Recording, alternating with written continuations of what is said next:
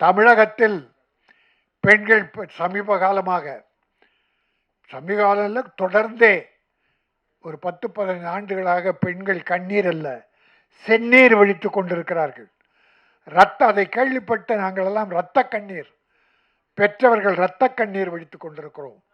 எங்கள் கண்ணில் இப்பொழுது கண்ணீர் வருவதில்லை, செந்நீர் ரத்தம் வடித்து கொண்டிருக்கிறது. இப்பொழுது கூட ஒரு பல்கலைக்கழகத்திலே ஒரு பெண் பாலியல் பலாத்காரம், அது இன்றைக்கு பெரும் பிரச்சனையாக ஓடிக்கொண்டிருக்கிறது. தொடர்ந்து இப்பொழுது மட்டும் இல்லை, எந்த ஆட்சி வந்தாலும் இந்தியாவிலே அதிகரித்து விட்டது. இது ஆட்சி கோளாறா, காவல்துறை கோளாறா, மக்கள் கோளாறா என்றால் மக்கள் தனி மனித ஒழுக்கம் கெட்டுவிட்டது. காவல்துறையிலே கருப்பு ஆடுகள் நுழைந்து விட்டது. பல ஆட்சியிலே அவலங்களும் நடைபெறுகிறது. அதனால்தான் இப்படிப்பட்ட என் அருமை குழந்தைகள், பெண் குழந்தைகள் பாதிக்கப்படுகிறார்கள். பாலியல் பலாத்காரம் இங்கே வில்லிவாக்கத்திலே ஒரு 5-6 ஆண்டுகளுக்கு முன்னாலே மாற்றுத்திறனாளி பெண், அந்த குழந்தைய 7-8 பேர். எவ்வளவு கேவலம், எவ்வளவு கேவலம். மனிதா வாழ்கிறான் இங்கே. எல்லோரும் அல்ல, நம் குடும்பம் நல்லா இருக்கணும், எல்லா குடும்பம் நல்லா இருக்கணும். அது பெண்கள் தெய்வத்திற்கு இணையானவர்கள். தாய் என்றால் தெய்வம். அப்படிப்பட்ட பெண் இனத்தை, குழந்தைகளை 8 வயசு 10 வயசு குழந்தைகளை, கல்லூரி பெண்கள், ஒரு நாய் கஞ்சா அடித்து விட்டு புறம்போக்கு நாய்கள் இளைஞர்கள் என்ற பெயரில் கல்லூரி பெண்கள் பின்னாலே அலைவது, ஒருதலை காதல். அந்த பெண்ணுக்கு தெரியவே தெரியாது, அவ பார்த்தது கூட இல்லை. இவனா ஒருதலை காதல் வச்சுக்கிட்டு ஒரு நாள் திடீர்னு காதல்னும் இல்லைன்னா கத்தியால குத்திடுறான், திராவம் வித்துடுறான். அநியாயம், அநியாயம் நடக்கிறது. யாரோ சிலர் தான், எல்லோரும் அல்ல. இதற்காக நாட்டில் சட்டம் ஒழுங்கு கட்டுவிட்டது என்பதெல்லாம் போலி. இது தனிமனித ஒழுக்கத்தை சார்ந்தது. சட்டம் ஒழுங்கு கட்டுவிட்டது என்றால் ஒரு மாவட்டம் தோறும் பெரிய கலவரங்கள் நடந்து பெரிய இழப்புகள் வரும்போது சட்டம் ஒழுங்கு கட்டுவிடும். ஆனால் இது கூட நடக்கக்கூடாது, இதை அனுமதிக்க கூடாது. அரசாங்கம் இதில் மிக விழிப்போடு இருக்க வேண்டும். இருக்கிறார்கள், சில நேரம் தெரியாமல் நம்ம சொல்லிட்டா பண்றான் அதெல்லாம். இப்போ இந்த பல்கலைக்கழகத்திலே பெரிய வளாகம், இந்தியாவில் புகழ்பெற்றது, பலாயிரக்கணக்கான மாணவர்கள் படிக்கிறார்கள். யாரோ காதலிக்கிற போது எவனோ ஒருவன், அவன் 26 குற்றங்கள் புரிந்திருக்கிறான், வழக்கு இருக்கிறது. அந்த சொறி நாயை, வெறி நாயை அந்த பல்கலைக்கழகத்துக்குள்ளே போய் கொண்டு வந்திருக்கிறது. இதையெல்லாம் தடுத்து நிறுத்த வேண்டும். மகாத்மா காந்தி சொன்னதை போல, ஒரு பெண் இரவில் நகைகளை அணிந்து கொண்டு தன்னந்தனியாக வீடு போய் செய்கிறாளோ, அதுதான் நாடு சுதந்திரம் பெற்ற நாடு. எங்கே பெற்றது நாடு? எங்கே சுதந்திரம் பெற்றது? பகலிலே நடக்க முடியவில்லை. இது ஒட்டுமொத்த இந்தியாவிலும் பிற மாநிலங்கள் பார்த்தால் இதை விட கேவலமாக இருக்கிறது, இதை விட மோசமாக இருக்கிறது. ஆக இந்த நிலை ஒழிய வேண்டும் என்றால் தனி மனித ஒழுக்கம் வேண்டும். ஒவ்வொருவரும் எல்லோரையும் தன்னுடைய தங்கையாக, தாயாக பாதிக்க வேண்டும். மற்றவர்களுக்கு பாதுகாப்பாக இருக்க வேண்டும் என்பதை இந்த கண்ணீரா, பெண்ணின் கண்ணீராக செந்நீராக வரக்கூடாது என்று சமூக அக்கறையோடு இந்த வாய்ப்பை பயன்படுத்தி தெரிவித்துக் கொள்கிறேன். என் அருமை சகோதரர் பேரரசு அவர்கள் சினிமாவில் நிலவரம் பற்றி மிக தெளிவாக எடுத்து சொன்னார்கள். சினிமா சில நேரங்களில் நன்றாக இருக்கிறது, பல நேரங்களில் நன்றாக இல்லை. அதற்கு அவர் சொன்ன காரணங்கள் சரியாக இருந்தது. டிக்கெட் விலை உயர்வு அது ஒரு காரணம். ஆனால் பெரிய படத்துக்கு 150 ரூபா வந்து 500, 1000 கொடுத்து வாங்குறான்.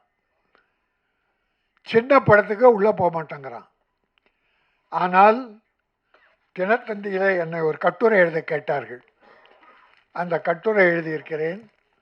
31ஆம் தேதி வந்திருக்கிறது தினத்தந்தி பத்திரிகை. தமிழ் சினிமாவில் 1000 கோடி நட்டம். சென்ற ஆண்டு மட்டும் தோராய கணக்கு தான், சரியான கணக்கால் நான் சொல்லவில்லை, தோராயமாக 1000 கோடி என்பது குறைவு. ஏறக்குறைய 300-400 படம் எடுக்க ஆரம்பித்தார்கள். சில படங்கள் பாதியிலே நின்று விட்டது, சில படங்கள் முக்கால் நின்றது, சில படங்கள் சென்சார் ஆகாமல் நின்றது. ஆனால் 241 படங்கள் சென்ற ஆண்டு ரிலீஸ் ஆனது. 241 படங்கள், பெரிய படங்கள் ஒரு 30, பெரிய பட்ஜெட் 50 கோடி 100 கோடி 200 கோடி, ஒரு 30-40 படங்கள். மீடியம் பட்ஜெட் ஒரு 100-150 படங்கள், 100 ஒரு 50-60. சிறுமுகத்து படங்கள் தான் ஒரு 150க்கு மேலே. அவங்க தான் எங்கெங்கேயோ பரட்டி கடன் வாங்கி வாங்கி இப்படி தம்பி மலேசியாவிலிருந்து அக்கறையோடு இந்த படத்தை எடுத்த போல பல பேர் எடுக்கிறாங்க. படம் எடுக்க முடியுது, ஆனால் ரிலீஸ் பண்ண முடியல. அதற்கு காரணம் வியாபாரம் இல்லை, ஃபைனான்ஸ் கொடுக்க ஆள் இல்லை. வெட்கக்கேடான விஷயம் சொல்கிறேன். கோடிக்கணக்கான படம் எடுத்துட்டு 3 கோடி 5 கோடியில் சிறுமுதிட்டு படம் எடுத்துட்டு கியூபுக்கு பணம் கட்ட முடியாமல் அவசப்படுறான். கியூபுக்கு 50 லட்சம் வேணும், விளம்பரத்துக்கு ஒரு 50 லட்சம் வேணும். இதுக்கு இல்லாமல் படம் 200 படம் நிற்குது.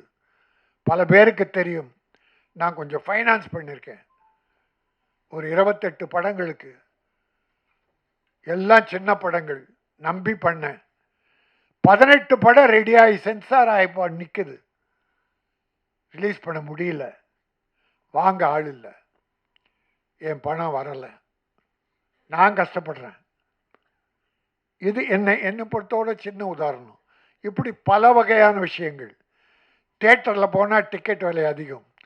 நான் ஒரு மனுவே முன்னாள் முதல்வரும் கொடுத்தேன், இந்நாள் முதல்வரும் கொடுத்தேன். சிறு முதலீட்டு படங்களிலும் ஒரு தனி ரேட்டு வைங்க, கொஞ்சம் குறைங்க. எல்லா பணக்காரர்களும் ஏழைகளும் இந்த சின்ன படத்துக்கு வரமாட்டாங்க. பெரிய படத்துக்கு போனோன்னா 100 ரூபா டிக்கெட்டு 150 ரூபா, 150 ரூபா டிக்கெட்டு 250 ரூபா, இல்லை 200 ரூபா. இது இல்லீகல், அதை அனுமதிக்கக்கூடாது. அப்போ சிறுமுதிட்டு படங்கள் என்பது 40 ரூபா டிக்கெட், 60 ரூபா டிக்கெட், ஒரு 75-80. அப்படின்னா இந்த ஏழை குடும்பங்கள் சின்ன படத்துக்கும் போக தயாராக இருக்காங்க. இந்த பட கட்டண உயர்வு தான் ஏழைகளை, நடுத்தர மக்களை தியேட்டர் பக்கம் போக விடலை. பெரிய படத்துக்கு ஏதோ போயிடுறாங்க, 1-2 படத்துக்கு. ஆனால் சின்ன படங்கள் அதற்காக வெற்றி பெறாமல் இருக்குன்னா வெற்றி பெறுது. இப்போது நான் 18 படம் சொன்னேன், அதில் பெரிய முதலீட்டு படங்கள் 3-4 தான் சக்ஸஸ், லாபம். உள்ள கணக்கு பார்த்தா தெரியும் பல பேருக்கு, டிஸ்ட்ரிபியூட்டர் ப்ரொடியூசருக்கு. நட்டங்கள் ஏராளம், கோடிக்கணக்கில். ஆனால் சின்ன படங்கள் வாழை, ஸ்டார், லப்பர் பந்து, அந்த இனம், இதில் பேரெல்லாம் எழுதியிருக்கேன், இந்த பேரெல்லாம் எழுதியிருக்கேன். ஒரு 7-8 படங்கள் சின்ன படங்கள் பெரிய வெற்றி. பெரிய முதலீட்டு படங்கள் செய்யாத ஒரு சாதனையை சிறு முதலீட்டு படங்கள் வெற்றி பெற்றிருக்கிறது. மக்கள் பார்த்தார்கள். அது எப்படி வர்றாங்க? ஒரு முதல் ஷோவுக்கு ஒரு 50 பேர் போகிறாங்கன்னு வச்சுங்க. அவன் படம் பார்த்துட்டு வெளியே வந்து செல்ஃபோன் எடுத்து, மச்சான் இந்த படம் பார்த்தேன், பிரமாதண்டா, சூப்பர்டா, பார்க்கலான்டான்னு சொல்லிட்டான்னா அந்த படம் ஏறிடும், கலெக்ஷன் ஏறிடும். படம் பார்த்துட்டு பெரிய பட்ஜெட் படமாக இருந்தாலும் படம் பார்க்கும்போதே, மச்சான் டப்பா உள்ள வந்துட போகிற அப்படின்னு சொன்னால் போச்சு, அது எந்த படமாக இருந்தாலும். ஆகவே வாய் விளம்பரம், மவுத் டாக், மவுத் பப்ளிசிட்டி அதிலே தான் இருக்கிறது. அதற்கு உங்களுடைய பத்திரிகையாளர்கள், ஊடகங்கள் பேருதவி புரிகிறாங்க.